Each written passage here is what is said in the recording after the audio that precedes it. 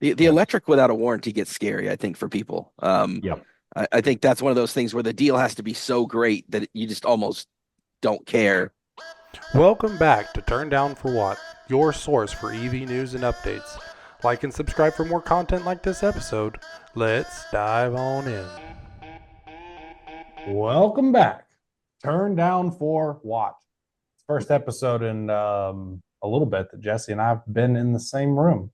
All the original episodes, if you go back and watch the early episodes, we're in a studio. We have like a brick background. It's so fancy. And then we got lazy and started going virtual. And Jesse spends half his time with in his truck on these podcasts. And now we're back together. Jesse was allowed back in the state of Tennessee, so now you guys can. The statute of limitations Yeah. have lapsed, so I'm ready to come back. Yeah, So yeah. Uh, But yeah, so Jesse and I have secured an office for Power Up, and so now we're in the process of developing a podcast studio, which this is the very rudimentary version of it. But we're here and we're online. We don't even have internet. I'm on a hotspot doing this recording, so that's we're getting there. But next week we'll have internet, so hopefully it'll one thing at a time. One thing at a time. Anyways. Today's episode, we have the privilege of bringing back Martin with Martin Rebuilds. Thank you for coming back on the podcast. Is this your third time or is this the second? This is the third? I think third. Third, yeah. I think it's been a while. Yeah. And it won't be the last either. But tell us and give us some progress updates on kind of the storyline that we had begun. Obviously, you had gotten a F-150 Lightning that had been, would you classify as totaled, I guess? Yeah. And you hauled it in, and now you are in the process of restoring it. And give like a 1 minute overview of like the summary of the last episode. That way, if they didn't listen to the last episode, they can catch back up and then tell us kind of status update. So preface to that is we actually have 3 Lightnings sitting at the shop right now. The one that I drive, the 22 Lariat that I drive, that I built a year ago, not on YouTube, not on any channels. And then the first time I was on, we talked about my 23 Lightning, which is the one I'm building for my wife. She's going to end up driving it. In fact, we close on the loan on it next week for her. So she said she wants it. She's going to drive it.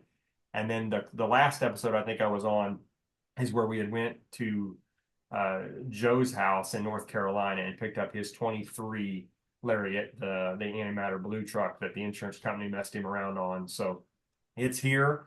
A lot has happened since now and then. We've been doing a lot of waiting on parts, but yeah, quite a bit of updates. So spectacular. Well, give us a breakdown of I guess whichever vehicle you want to tackle first, but probably the one that we referenced the last episode. Yeah. What is the status update of where we sit today with it? Right. So if anybody doesn't remember, just a quick overview of what happened with Joe's truck. It's on the YouTube channel, but he wrecked that truck on September 11th last year, and the insurance company said we're not paying because he was driving for one of the food delivery services. He's a retired vet and just likes to keep himself busy, which I think sounds wonderful. And they didn't pay, so he hit me up. We went and got it and brought it back. The truck is hit on the right side, about in the back door into the rear bed. The Ford dealer told him, this truck's totaled. We don't want anything to do with it, and he was stuck. So I got it back here, and we did a lot of a review and investigation. We've hauled it to the frame shop to have that checked.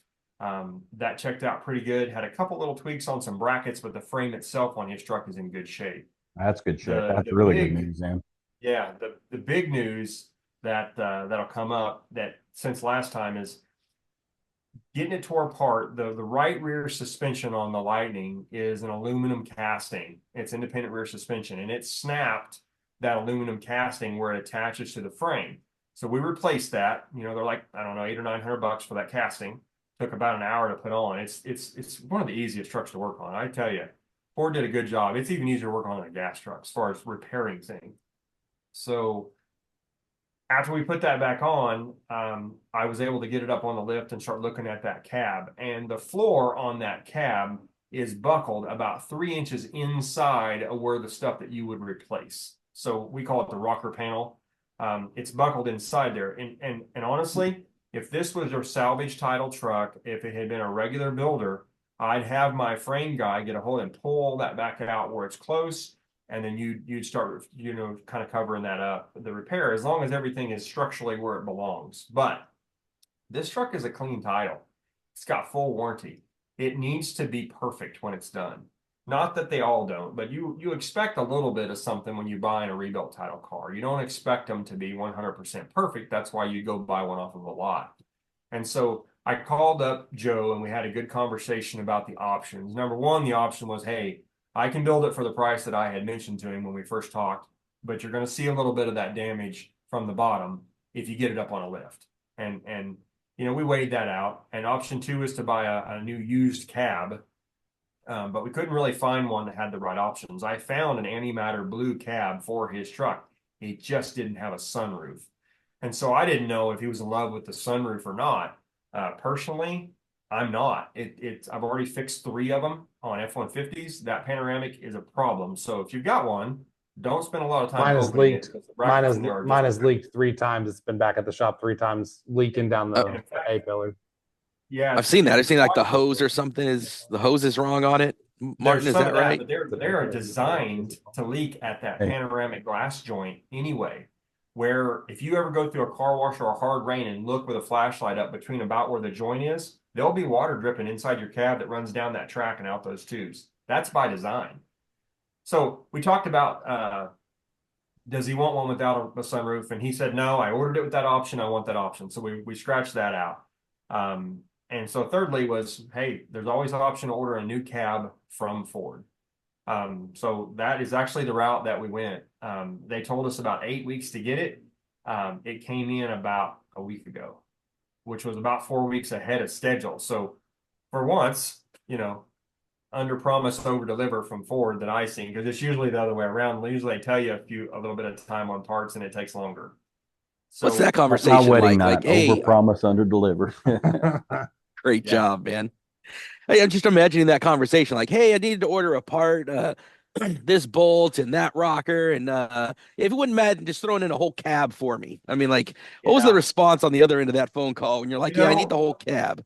I think it would be more dramatic than it was as far as from Ford. I called him up and asked him what all does it come with, and he just gave me a quote. Said it comes with bare cab only. And actually, when it came in, it has all the sheet metal, the front fenders, the hood, the structure, all the doors. Everything is factory fit and done. So we're basically going to replace everything but that left bedside and the bed floor of his truck. And he will have essentially a brand new F-150 Lightning with a new cab. So I mean, there will be no excuses on his truck when it's done.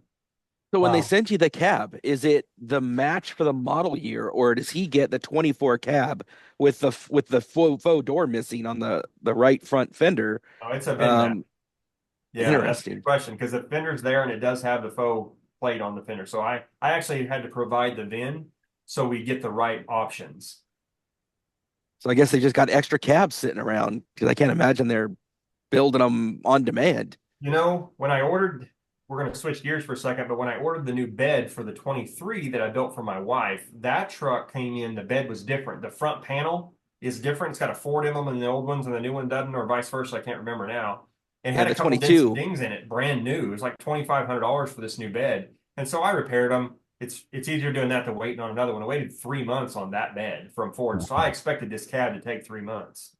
So all this being said, you're buying all this stuff, right? Like it at any point did it just make more sense for him to go and get one of these discounted 23 model trucks, or is it still I with all think this so. done? I tried to buy the truck from him a couple of times through this process because I obviously can't. I quoted him a price to build this truck, which was half of what Ford said. And I told him there's 2 things that can cause this quote to change. Nothing else will cause this quote to change. If the cab is bad or if the frame's bad, those 2 will have to come back for more money. And one of his biggest concerns was that you're going to come back and say, hey, I need more money because of this or this or this. And I give him the best estimate that I could. And we could have built the truck for the price that he said, but it just wouldn't have been perfect. And on this one, it's really more of a sentimental. If you watch that video with the interview with his wife there at the end, her dad special ordered this truck and then he died 6 months later after he moved in with him. So he has a lot of sentimental value with this truck. So the chances of me owning this, because my boss at work actually wants it. I've told him about it, showed him some pictures. He said, I'll take it if he doesn't want it. The chances of that happening I think are about zero now, because Joe's in love with the truck. He loves it's an antimatter blue, fully loaded, max tow, ER, every option you can get. He's even got the vault in the center console. So he wants it back. So Wait, what in the it'll center still console? be You have like a lockbox. What? that vault. You got a the lockbox in the middle Yeah. console? Yeah, you can. That's an Yeah, upgrade. you have to. It's an option. You have to order it. Is it large enough to hold a pew pew? I think that's the idea.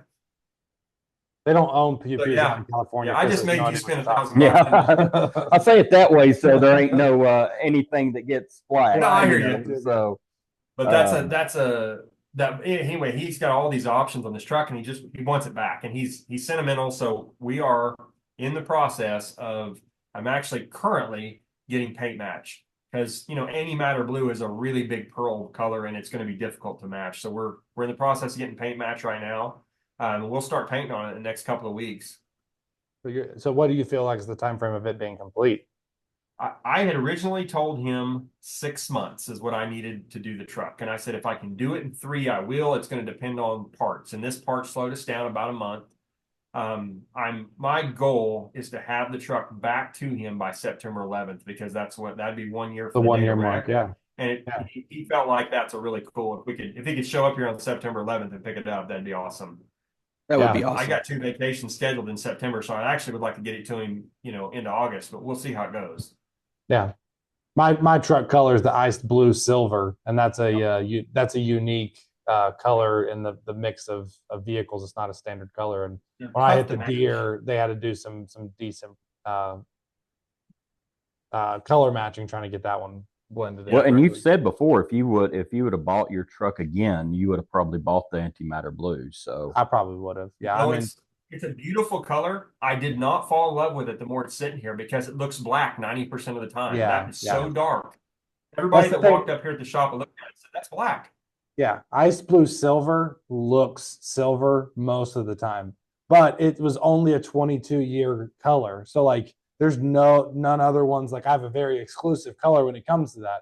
Jesse has, what's the blue color So called? my blue is Atlas blue. I got Atlas. the Atlas because I was a big Bigfoot fan growing up in the 80s. Bigfoot was the truck. Yeah. Also, you had the Shelby Cobra. When I think of a Shelby Cobra with the white stripes, or the GT40, I think of the Ford blue color they had for that one too. So all of those is probably my favorite blue color, and But it's more of a are generic. I mean, that's iconic. more of a standard color. yeah, you can get that on anything. And the ice blue silver is a very unique color. And I've said this, I think, on the podcast before, but my only beef with the ice blue silver is with the F-150, they don't do much to accentuate the light bar. So during the day, it just all blends in and you don't really see it. With a darker colored vehicle, you see the light bar, and like you don't see it lit during the day. A Rivian, you see it lit during the day.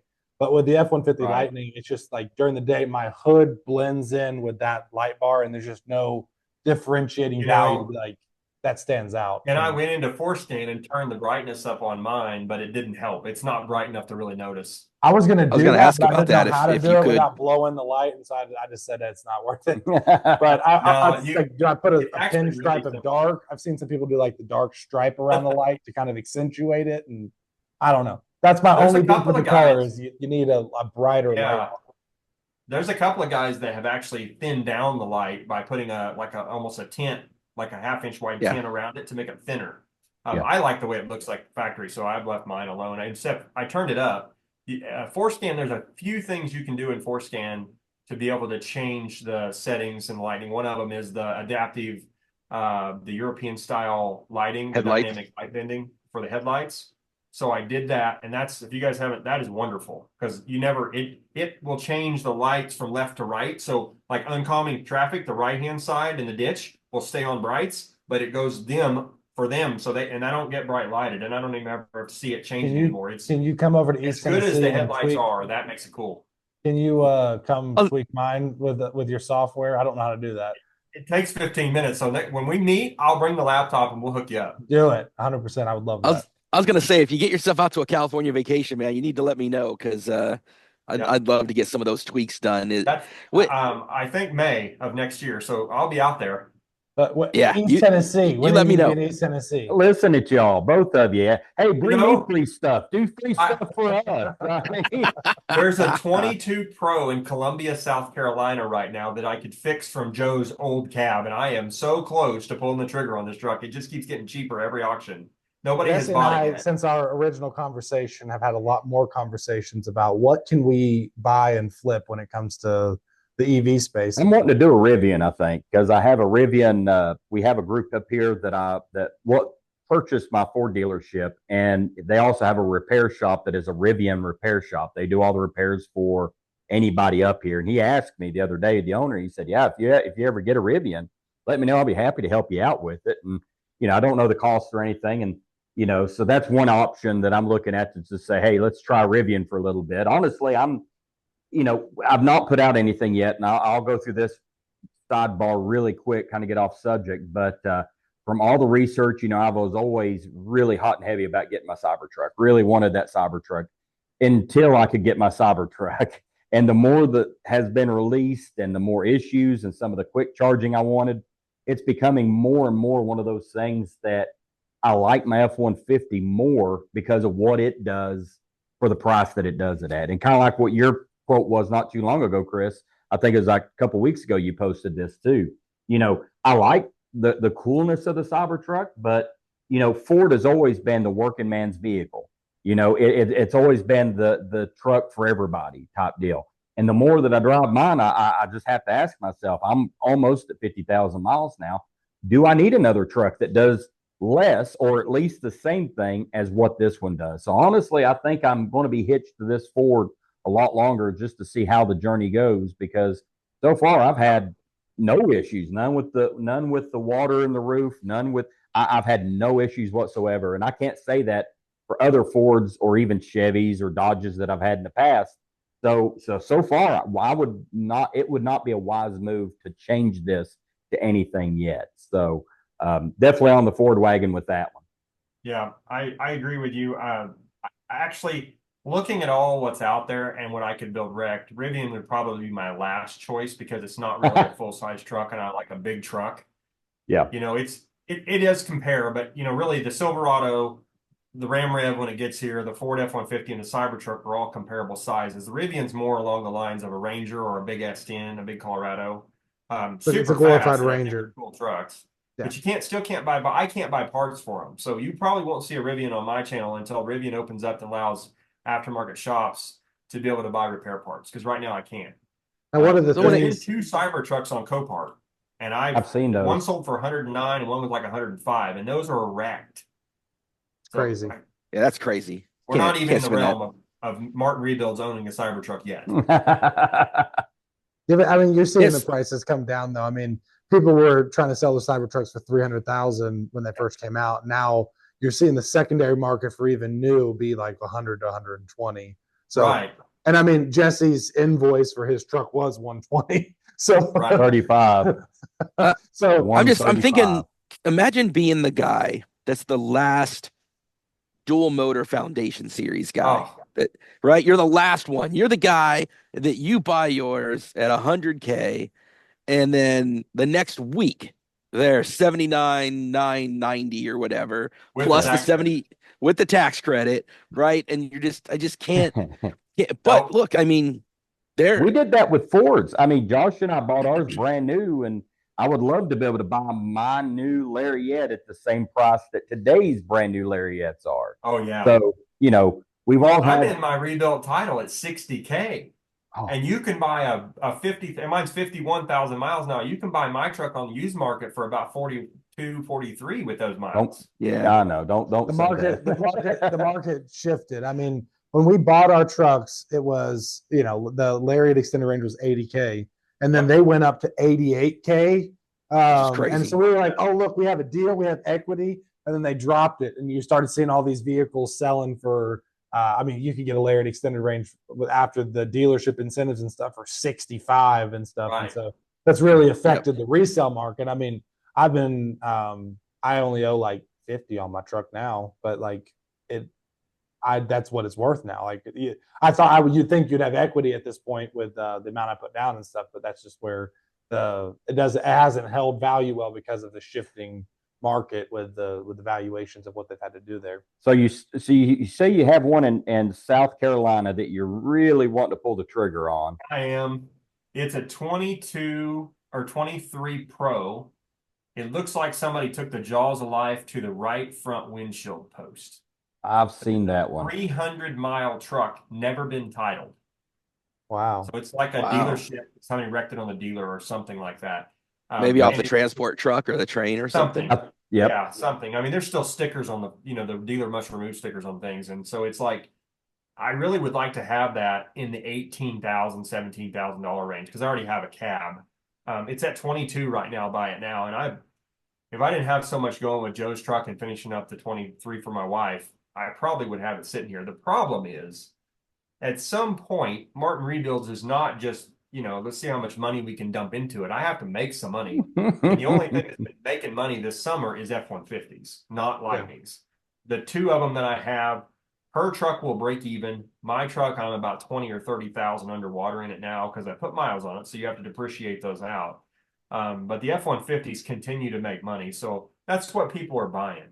I've tried to sell both the 23 and the 22,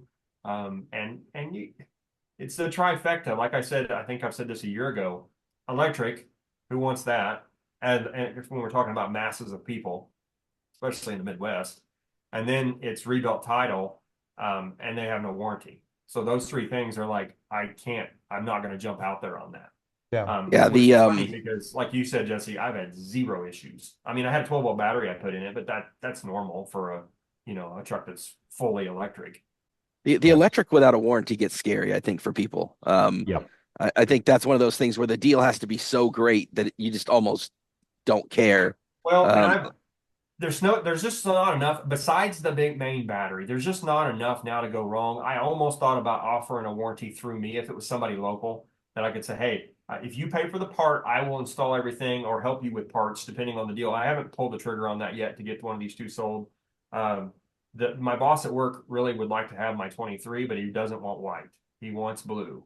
And so if it was blue, I could probably tell him I'll warranty everything for you because he's not going to take it on long road trips. His wife's not one that wants to charge, but he would drive it. He wants it. And so now he's back to what Jesse, what you said. I think he's going to buy a Rivian.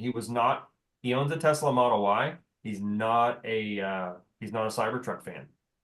Yeah, he should wrap it, man. He can wrap it and make it his own custom thing. Make it something special, and it doesn't matter what the underlying. We talked about it. I just, that's still that hesitancy, that thing that you just said, Chris. It's the hesitancy of just not knowing. And for me, I'm out there at 50K. I'd buy them all day long now because they're just. I mean, even if you have a module go bad, with the prices that they're bringing wrecked right now, I could put a module in one and still be okay. So as you're doing all these teardowns and getting into the guts of it and ordering all these parts, does Ford ever reach out to you and just say, hey, man, any feedback, anything that you're seeing in there that you'd like to pass along to us? Or are they just kind of in your own world and they don't really engage? Not yet. I'm in the early access program like you guys are. So I do a lot of feedback through Give Feedback.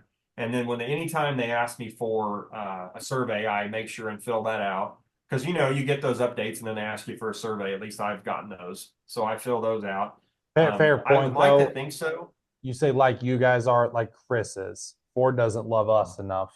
Oh, you're not in. I figured you two were in it as well. We're not in the exclusive club. We thought that we might be invited at some point, but we're not loved like that yet. So Ford, if you're listening, if it helps, there's not much love. It's you feel like you're a member of a club, but of what? There's not much there. Yeah. Yeah. I can't remember the last.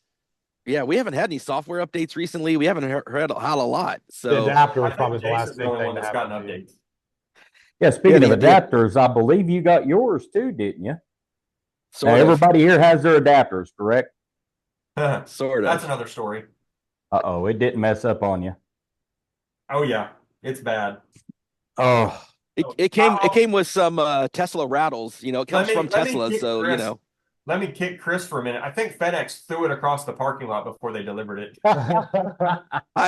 I have seen some pictures, and I'm like, every time it's got a FedEx label, I'm just like, oh my goodness. I mean, And UPS it's does the same thing, so don't feel bad. yeah, and they've changed the packaging because originally it came just in this little box with like no protection and no outside packaging at all, and people were just stealing them. Yeah, that one. That's all it came That's in. It what just mine came that. came in.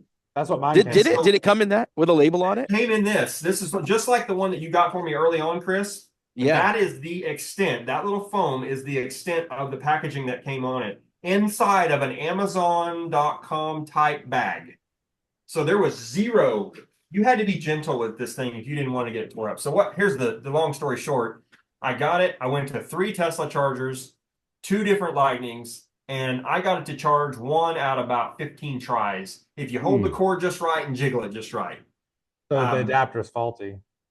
It is, and so I've been on the email for 2 weeks now with the Bev team trying to get another adapter, and the bottom line is they told me we can't guarantee your claim's going to be approved, and if we don't approve your claim, we're not sending you your old adapter back. And so my brain was going, if that's the stance that Ford's going to take, I'm keeping it, I'm opening it, and I'm going to fix it myself. But before I did that, I reached out to Chris and said, hey, can you help me at all? You're in that club. And so magically, the next couple of days, it's approved, and now we're sending it back. I got my return label today. Great. Yeah, So it's everybody awesome. needs to have a Chris Bow in their life. when That's it comes to exactly it. I guess so. I mean, it shouldn't be that difficult, though. If you have a faulty adapter that had something, it sounded like a BB rolling around in it when I opened it. Something wasn't right, but it would charge, sometimes. It seems really Dude, you are safe dealing to with run hundreds. 180 kilowatts through something that sounds like it's jingling. I'm sure Yes. that's real safe, Oh, I'm sure it wasn't safe. I just, being an engineer, it had something to do with it's not the main power wires. It's something to do with the communication because like the first time you hook up, you get a red ring of death and then you get charger not complete. When it did charge, it charged it at 165, 170 kilowatts and didn't have any problems. And then it would just turn off. It's something in those communication wires that pass through on the 3 pins of the NAC side.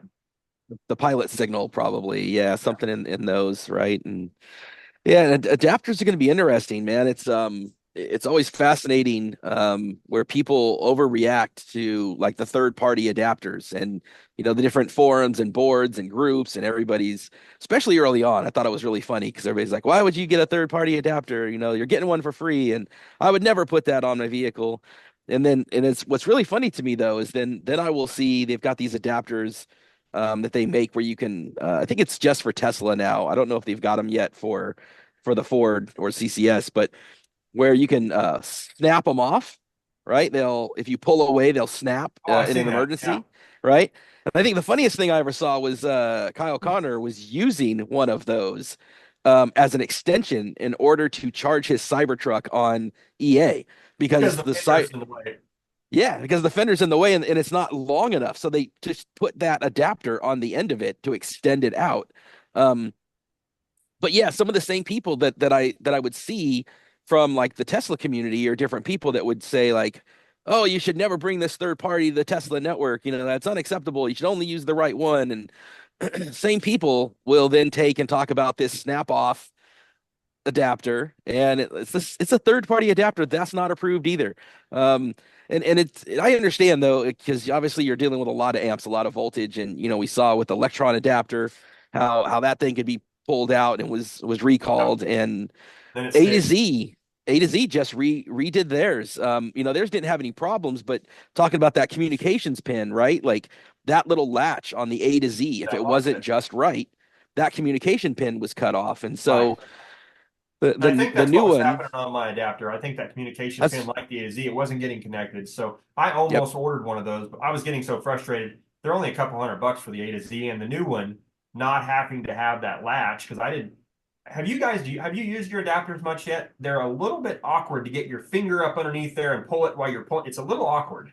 Yeah, Yeah. it's a little bit it's a little interesting, and I've used it probably 6 or 7 times, not like a ton, but in the times I've used it, it's something to get used to. But I keep mine in It my is. center console, and I've not had any issues with charge speed. I've been limited on charge curve with the Tesla infrastructure. But Right. other than that, the adapter has functioned just If I had fine. to say which one has been the best so far, I think for us is surprisingly the Charge Point Mercedes at a Bucky's.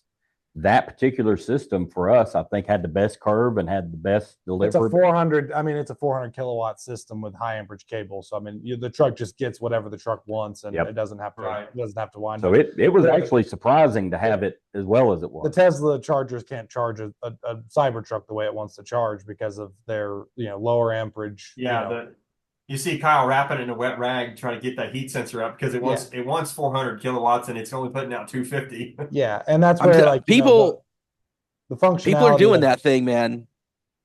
Yeah, I Go mean ahead, the Josh. functionality of the Tesla network, it's great for Model Ys and that type of infrastructure, but it's not. If you look at trying to plug up a Chevy Silverado or something like that to the Tesla network, it's just that's not you're better off going to an EA station that offers 350 Yeah. because you're going to get better results out of that. EA And or the EVgo. Bucky's charge point is a 400 kilowatt. But I'll be discriminatory and say that Power Up America's chargers will be better when they drop. And we do have some announcements I'm coming ready out on that here to put one fairly in. soon too. So, but we're waiting on our finals in Tennessee, and but we have a different system that we're going to be going with that's going to be very unique and Yeah. probably one of the better ones. So the Tesla amperage of the charging- cables and the power cabinets. I mean, it's costly, and so a lot of the people are. I mean, Tesla does a big network because it's not cutting corners, but they are spreading limited power with lower amperage cables, and it produces less issues, but it also will not deliver high levels of power. And I mean, the Silverado can receive almost 400 kilowatts, and you'll never get even probably half it was of that. perfect till about a year ago when vehicles now can start charging at 800, 800 volt can charge upwards of 400. That Chevy, we've Josh reviewed one. I've seen a couple. I really like the Chevy. I think they did a great job on that one. But also look at it going, well, you're also a year and a half or 2 years before Ford had anything like that. So what is the next Ford going to be like that's built in Tennessee as well? So I think it's a great step up, but it's not necessarily groundbreaking because you've had an extra 2 years waiting on everybody else to perfect everything. So I think the race in the EV field is now going to be kind of like an iPhone and a Samsung. Whoever Right. comes out with the next phone is going to be the one that has the best. But eventually you're going to get to where all the phones basically are the same. And that's why we are making a bigger investment in our charging infrastructure because we believe that we want to charge an iPhone and the Samsung at the highest rate we can today and tomorrow and can upgrade it if we need to. And I don't think a lot of at least charging infrastructure providers are looking at what's going to happen in 5 We years. spoke to 2 or 3 charging station providers about a year ago, and we talked about this on the early episodes of the podcast. They were just saying you don't need more than 150s. That's not 150s are more than enough to charge vehicles. I mean, vehicles don't take more than 150, and I'm like, you may want to have considerations because it's like saying TVs have to be 500 pounds, and you don't need thinner TVs. Why would you need thinner TVs? And now everybody has a thinner TV. I And, don't know if you guys have watched Sandy Monroe's newest video where he interviewed that company with that pack that has that little electric pack that has 0 metals in it. It's all a plastic insert. That thing's going to take power like crazy. It's going to weigh half or a third of what regular batteries do. They're going to want 350 to 400 kilowatts of power going to those. Absolutely. And people Yep. to encourage EV adoption, you need faster charging speeds and you need longer ranges. And that's something that with battery tech is going to continue to evolve. It's already evolving, but that's where having infrastructure that's limited to 150 kilowatts is very, very narrow mindseted. But yeah. So The- it's interesting the that Tesla- you say that, Josh, as I was going to bring up something I wanted to talk about too, if you guys are willing. I think, Chris, I've mentioned this to you is I found a guy in Florida that has already done an ER conversion on a Lightning. Took a standard range. Wow. And it's actually pretty simple. All you have to do is update software. You won't have the high power charging at home, but you can charge it, and I found for 12 grand, I found an extended range battery. So it crossed my mind to buy a Pro, put an ER battery in, and then sell the Pro battery. With that said, He also put a 40 kilowatt battery in the bed of his Lightning on top of having an ER. He got That's 500 miles out of that Lightning. I wanted to bring that up too, because when you were talking to me about that, I was like, that sounds like fun. Yep. How much space So would the we're 40 actually in kilowatts the take? process of that. Do what? The 40 kilowatts would be what, like the size of like a truck bed toolbox? He Is that said like I haven't seen pictures of his. He's really busy. He's like a director of engineering at a school somewhere, but he said a third of the bed. So it's the front. It's probably, I can imagine being a toolbox in the front that's a little deeper. Yeah. And I'm going to do it on my 22. That is in the process. I have 2 big trips, one to Canada towing a boat, and then one to Colorado towing a side by side this summer and in September. And I wanted to have this done so I could document and show. I really want to be one of the first ones on YouTube to have a range extender in the bed of my truck to show what a Lightning can do. The problem with adding more battery to a Lightning is that 400-volt architecture. You know, if I get another 40 kilowatts, that would make me 171, which puts us close to 400 miles at 2.0, 370, 380. And some of these trucks are doing 2.1, 2.2. And that puts me around 200 miles towing. I love that idea. But to be honest with you, you're gonna add another 40 kilowatts at 150, 120 to 150 kilowatt speed. So my charges are going to go from 45 minutes to an hour and 15, an hour and 20 every single time. There's Let so me many ask you questions this. there, man. Like, well, because how will I mean, you probably have to get deeper into this before you know some of these answers, but how is the coolant going to get put into there? How's the battery management? You know, because there are 2 different packs. So what Correct. happens is it still is going to have to slow down as the first pack fill. I don't know how that is. These are good questions, Chris. And a lot of things that I've talked about with him since he did his. So it has he's using. There's a company, Lightning E-Motors, in I think they're in Loveland, Colorado, that builds buses, and they have some wrecked ones. And he's pulled the 40 kilowatt packs out of those. They're 360 nominal voltage, which is about what the Lightning runs. It's a little higher than that when it's fully charged, but it's pretty close. They're 40 kilowatt. They're coolant fed, and they have their own BMS. So the BMS internally will handle that one. Yep. And you can monitor it with some software. You literally, and this is the scary part, why I don't think there's going to be mass adoption of 40 kilowatt batteries going in Lightning beds, but you literally buy a 3M splice Y and you splice it into the high voltage cable going to your battery, which is I'm going to do. He's done it on his. He's put a lot of miles on it. He said we use them on 15 kVA transformers. It's fine. And being an electrical engineer at a college, I trust his abilities. Yep. So we're going to use those and splice it into the main harness. And then the coolant, you actually are just going to tee into the factory coolant system. And I asked him, do you think we have enough BTU removal to run? He said, unless you're fast charging and pulling really heavy across country, he said the coolant system on the Lightning has plenty of capacity to be able to handle that. If it doesn't, I'll just go buy a radiator and a fan and tie another one in under the truck somewhere. I mean, it doesn't take a whole lot to add additional cooling. Let me ask something here. So one thing you're talking about, I can see our stations fixing. So let's assume you have a trailer hooked up to your truck. And the only time you need to go on long distances is when that trailer is connected to it. Well, if you pull up to one of our charging systems, you can plug up your truck with our front one, and then our back one, since they're parallel, you have the 4 independents. You could charge the trailer up and have the battery hooked to the trailer itself. That way the weight is sprung underneath your trailer line. Is there a way to add a secondary input? And that's what we were talking about. Currently the way he has his, it's teed in.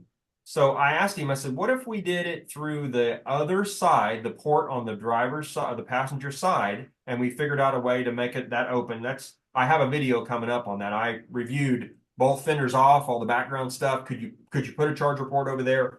It can be done, but it's not feasible right now. But let's assume for a second you had a second CCS port on the truck.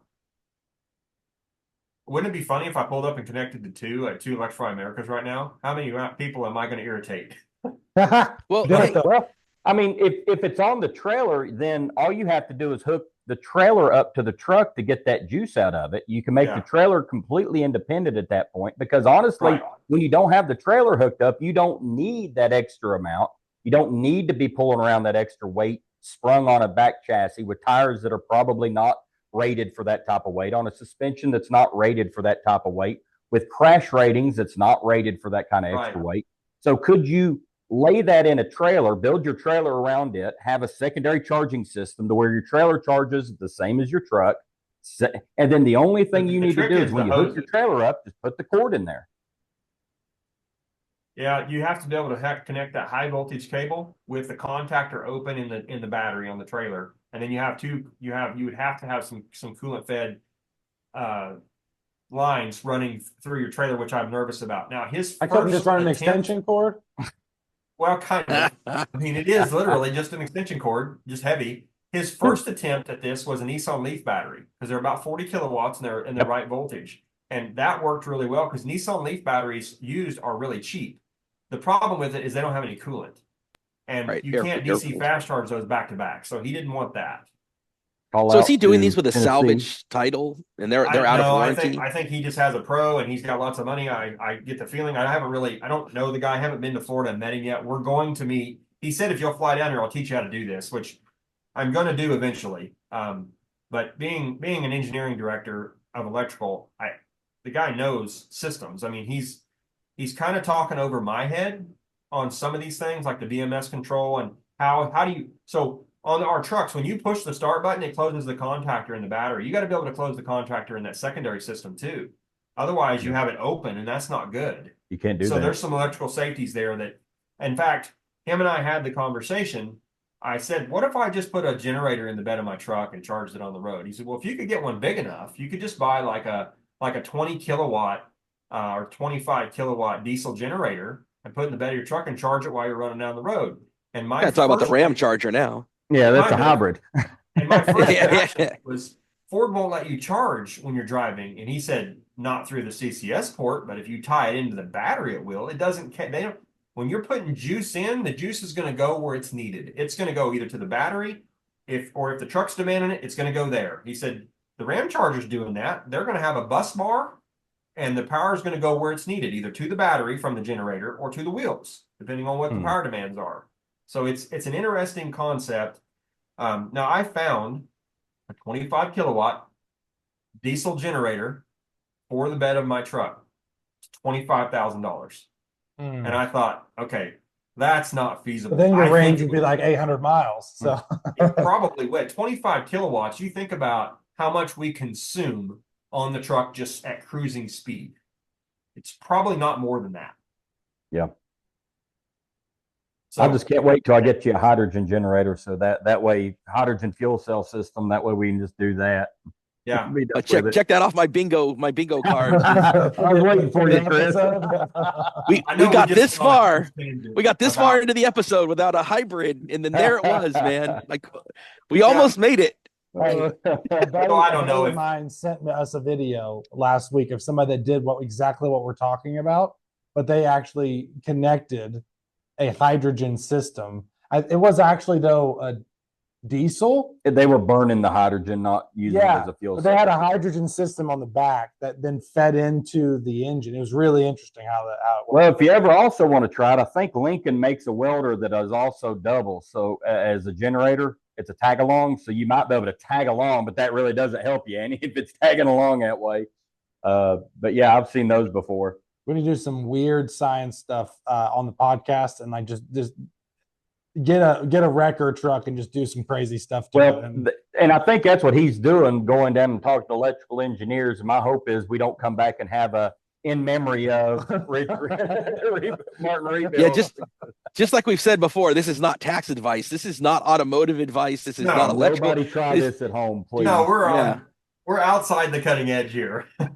Right. Oh goodness. Yeah, that's so anyway, I know that was the long way around to get a huge tangent we just went on, but that's kind of where we're at with what's been going on at the shop. The 23 Lightning, the one that we talked about through episode before last, it's finished. My wife's going to start driving it this week. It's ready to kind of, I need to wrap up the video. You know, guys know how filming can be. It takes up so much time, but we're ready to wrap up the video and do kind of an overall. I've got more plans. I need to do a 50,000 mile review on my truck. There's a few out there, but I want to do a review. Is what's it like living with a Lightning long term? Is what I'm kind of wanting to do. Absolutely. Because there's a lot of people that still have a lot of questions on can I actually live with this truck and drive it? Well, it all depends on how you drive and what your patience level is. To me. And so that video I'm wanting to do, but I'm so far behind right now in editing that it's I just need to get the 23 video edited, let alone Joe's truck that I've got to shoot and edit too. So Yeah, I'll tell you, when it comes to the video stuff, man, I just I learn something every time, and I haven't done nearly the videos that you've done, Martin. That most of mine are just quick, simple things. But I started trying to do a 2-year review on my Lightning because it's right now the 2 years with it, and I take it down to the Ford dealership where I picked it up, got permission to do a video there, just kind of like, hey, 2 years back where I started, 22,000 miles later. And I do all these video shots and I do all these different components, right? These different aspects of the truck that I was reviewing. And I go back to listen to the video, and the freaking music that's playing at the dealer Yep. is coming through the dang microphone. And I you thought can't because I had edit the that out. I can't. There's just and so it's going to get flagged on YouTube as a copyright and all that wasted. And even at the beginning, I was struggling because as I was facing one way to get the sun to be right so it wasn't dark, the wind was just crazy. So I just, even with the windscreen, you could hear the wind. So then I flipped the truck around to go the other way and put the camera on low light so either way, that's like it's harder than you think. Like Oh, things it's People don't realize the like content. in my shop. Yeah. In my shop, So I gotta can't- start from love to scratch. listen to music while I'm working, and I can't even have the music on because I'm going to get flagged. Yep. And I've tried to edit out music noise. With CapCut, noise is really easy to remove. So if I got background noise or wind, that comes out pretty easy. But like if you have two people talking and you want to remove one of those, I haven't figured out a way to isolate those tracks and delete one of them yet. I'm sure somebody with some fancy equalizer software could figure it out, but Yeah. yeah, I was so deflated. I was like, oh no. Give it time. So AI will be coming in for that as well. So you'll be able to just put it through an AI synthesizer and it will pick up what you want out and it will be able to know what it is and it will drown it out, I'm sure. So I'm trying to do that with Right. him so I don't have to hear him most of the time. I think between the two of us, you're the one that doesn't need to be heard. Damn, getting violent. I know, right? Tangent number 2 or 3 or 6. I don't know which one we're on now. Oh All yeah. right, so you might be picking up another truck. You got your wife's truck fixed. Your boss Yep. wants to buy a truck. You got the truck cab Well, and- that has come in. So you're Yep. ready to get that one done. Anything else out there that we get to put our eyes on soon?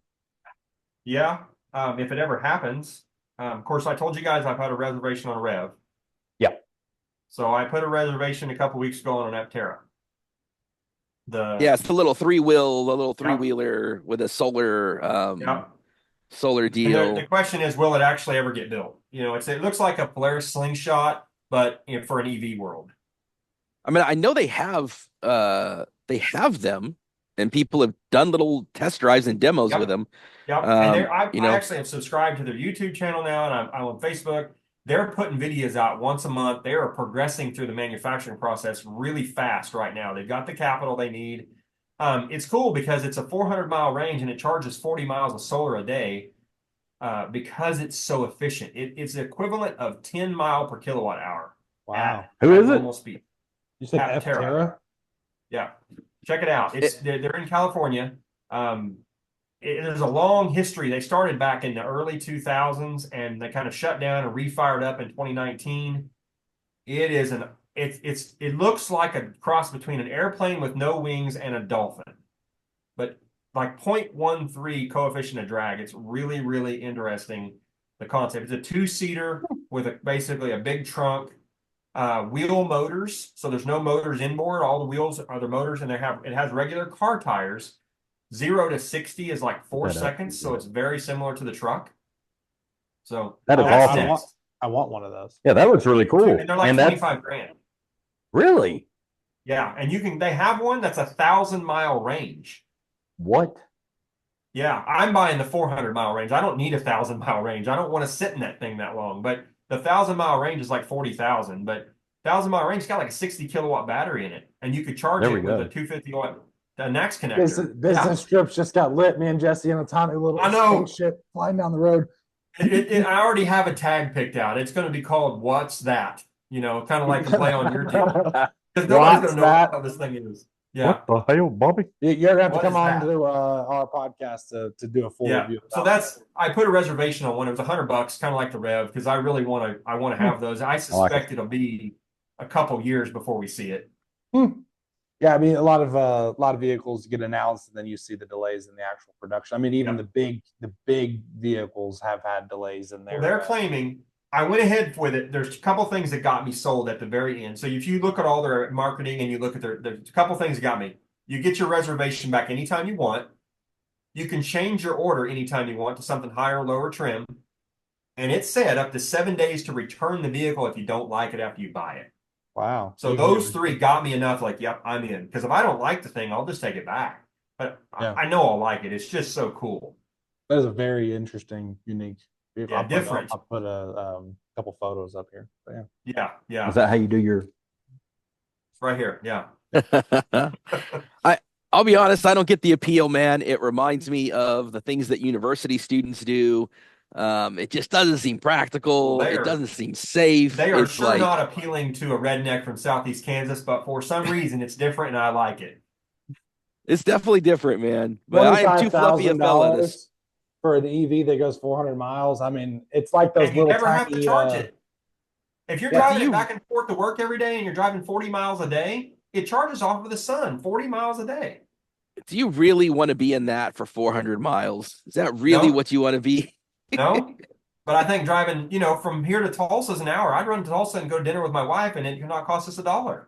You say Yeah. that until Judgment Day and Terminators come, and then at least he can go around everywhere when they turn the power off. So He has a vehicle that's not relying on Maybe. the grid. It's not relying on gas and oil supply. It's relying on the sun shining. That's right.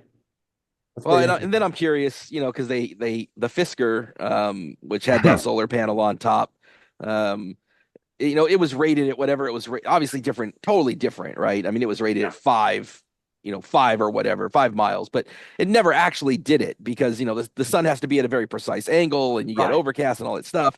And in reality, it was like 1.5, 2 miles. It was, it was something.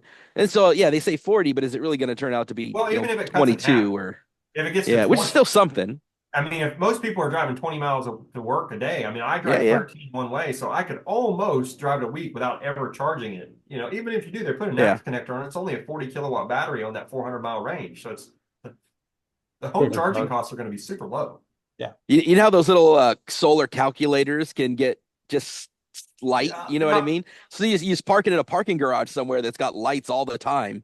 And Their tech in the solar, when you watch their videos, and I've watched them all, their tech in solar is top notch. They have like a 2-pound ball they drop on the solar panel, kind of like Tesla threw at the window, and it doesn't break. yeah, You can replace individual cells. It doesn't shut off the whole panel if one goes bad. They're really pulling ahead on tech on that. So I'm curious. We'll see how it goes. I'll have to do a deep dive on that. Yeah. technology. Well, Interesting. yeah. Another episode for that. Well, very cool. Interesting. Well, there you go.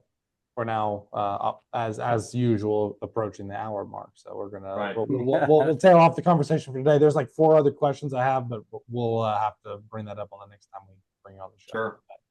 Thank you for the updates. That was insightful. Good to kind of see the progressions. We will obviously follow you along as you finish that project and kind of get the once you get the paint done and everything, we'll have you back on, answer the other questions that we have, and then we can show off the final product and maybe a reuniting of the owner with his truck. So Yeah, Yeah, we're it's gonna be definitely gonna awesome.